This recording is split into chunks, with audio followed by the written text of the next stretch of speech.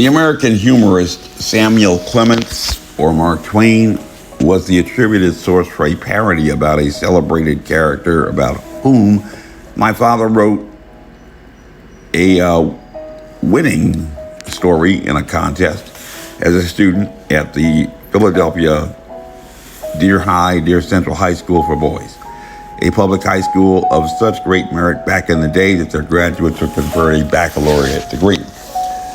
My father had considered, like many of his classmates, pursuing professions in business, medicine, and law.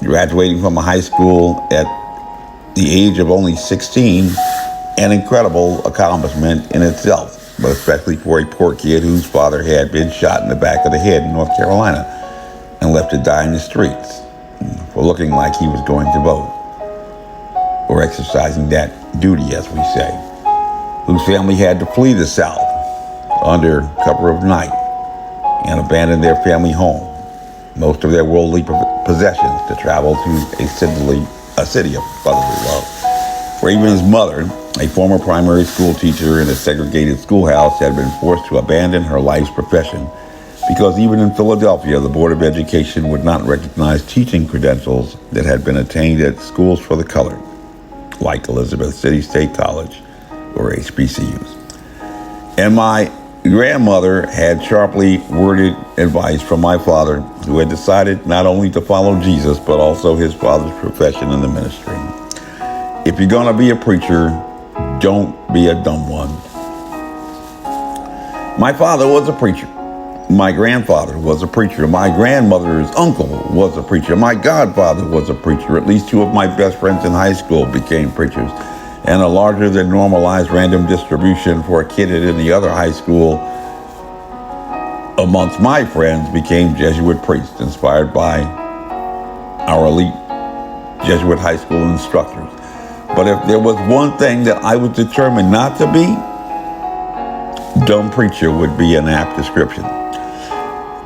Inspired not only by my grandmother, but also baptized, as they say, by a Christian experience, growing up as a preacher's kid in a black church. So it was not a surprise for me to not pursue the ministry as a profession,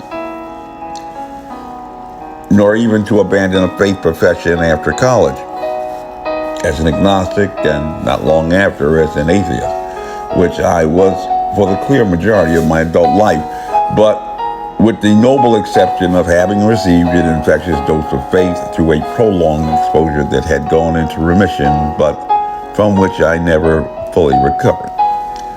And now we celebrated novel coronavirus from the Hubei province has done more to remind me of the harsh words of my grandmother and the reasons why I resolved at a young age not to become a dumb preacher.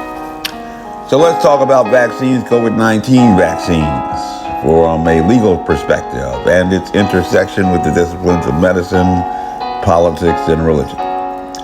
And the first distinguishing fact about COVID-19 vaccines is that from a legal and medical perspective, a novel coronavirus, when examined by a virologist, which you probably are not as a preacher, an epidemiologist or a pathologist, is quite distinguishable from smallpox, polio, and even measles, for which the government has made vaccinations compulsory.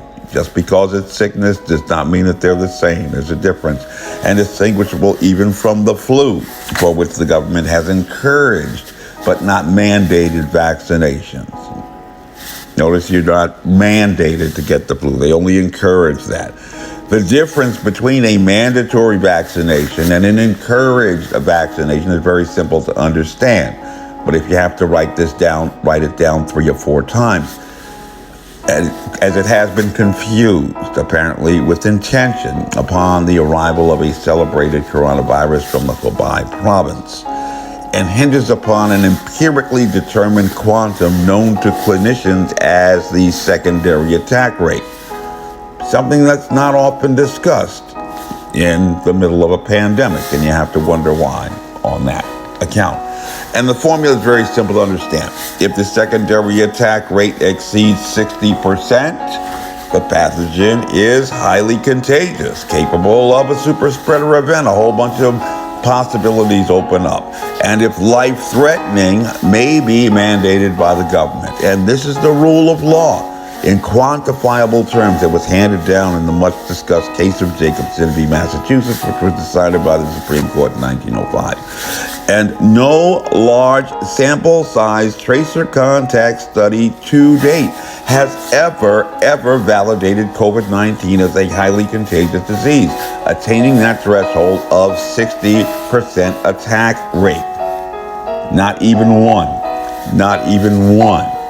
Just saying highly contagious does not make it highly contagious. Just because you got it doesn't make it highly contagious. You have to get that number, or else you are a no-go at this station. In fact, COVID-19 has consistently, in large sample size tracer contact studies, been validated as 12 times too low in attack rate to be classified as a highly contagious disease, and 4 times too low to be validated as a communicable disease being transmitted from person to person. And so I have no compunction at all about telling any preacher saying amen to Fauci, vaccine faith, and vaccine deliveries. You are a validated dumbass preacher. And as we say in basic training, a no-go at this station.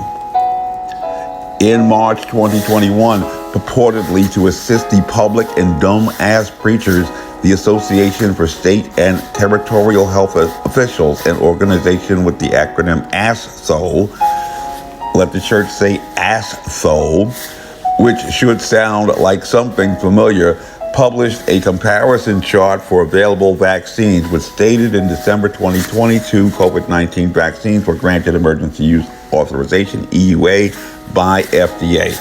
Produced by Pfizer, BioNTech, and Moderna, both vaccines use the same technology, mRNA, modified RNA, and are highly effective at preventing COVID-19 infection. In February 2021, a COVID-19 vaccine developed by Janssen Biotech, Inc., also Johnson & Johnson, known as, was granted by EUA by FDA.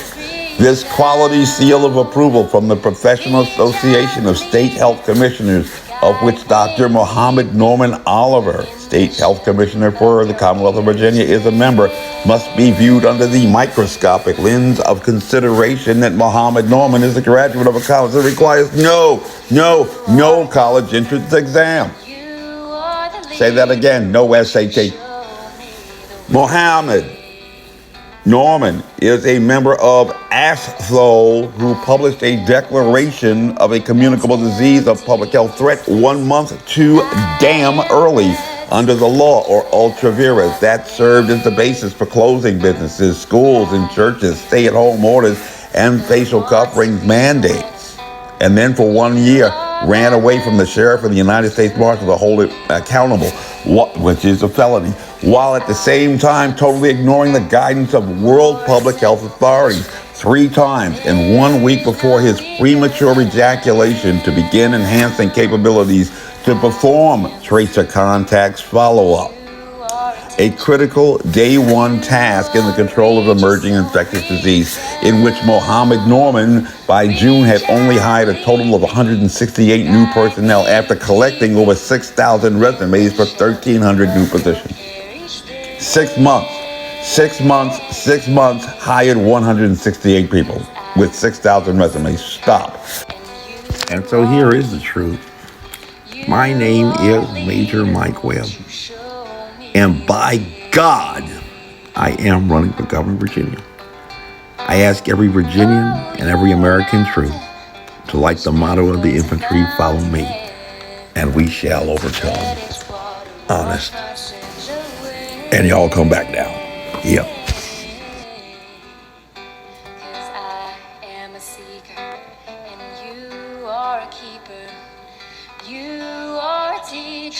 Won't you teach me the way?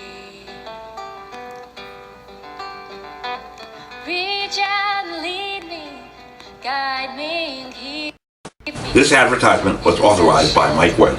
Your care each day, 'cause I am a seeker and you are a keeper. me the way. You are a leader, won't you show me the way? And y'all come back now. Him.